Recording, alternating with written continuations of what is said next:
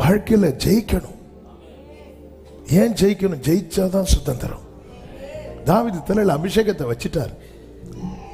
ஆனா தாவீது அந்த நிலையை அடைய எத்தனை காரியங்களை ஜெயிக்க வேண்டியிருந்தது தெரியுமா?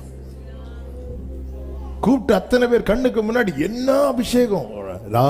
நான் தெரிந்தெடுத்தேன். இவன் தான் சவுலை தள்ளி அந்த இடத்துல இஸ்ரவேலினுடைய 2வது கிங்.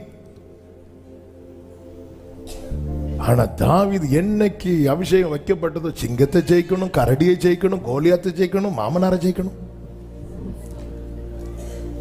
என்னெல்லாம் எல்லாத்தையும் ஜெயிக்கணும். ஜெயிச்சு ஜெயிச்சு ஜெயிச்சு 13 வருஷம் யுத்தம் பண்ணி ஜெயித்து 13 வருஷம் போராட்டம் முடிந்து ஜெயித்து அந்த ஸ்தானத்துல வந்து உட்காரலாம்.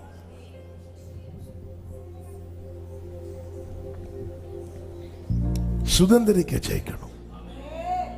2வது